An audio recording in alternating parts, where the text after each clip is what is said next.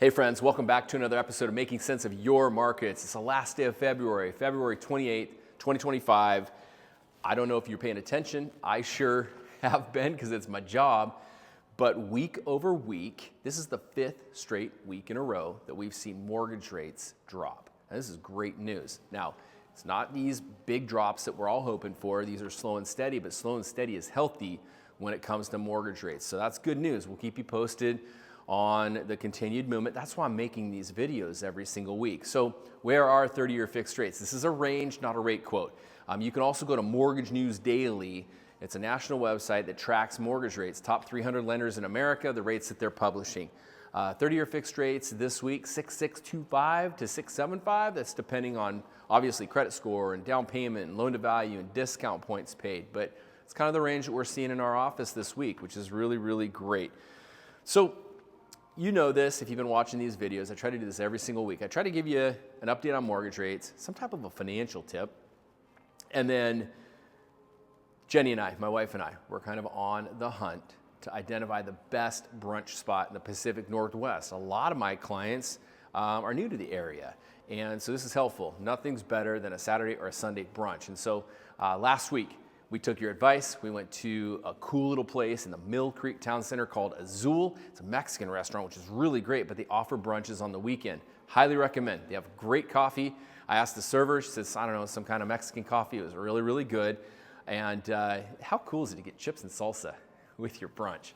And so I ended up getting the pancakes. They were really pancakes, eggs, and bacon with some chips and salsa and some coffee. Unreal. Highly recommend.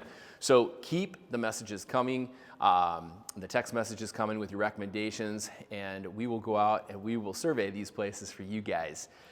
Now, did a homebuyer class last week, and I want to share this with you guys because if they're asking questions like this, my clients are asking questions like this, the general public wants to know this. Plus, I had a client ask me the same thing. They said, you know what, Dan, we're hearing from our family members that this isn't a great time to buy right now, that a housing crash is in the near future.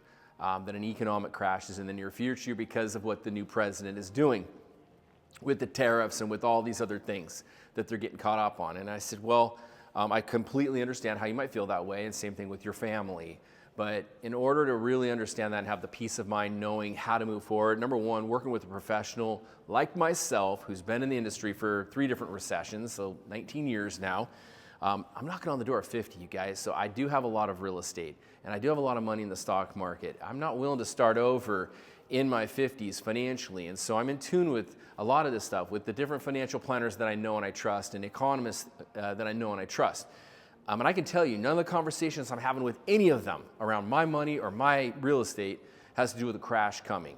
So the advice that I'm going to give you is, number one, listen to pros. Number two, not that your parents are pros, but I'm just saying, listen to the professionals that are in the trenches and in those spaces that you're trying to get into. Number two, you have to understand the mechanics that would cause a global recession or a housing market crash. And they're just not there. Remember, housing is tied to employment, okay? Housing is tied to employment. We have a great, up here in the greater Puget Sound area, we have a great jobs market.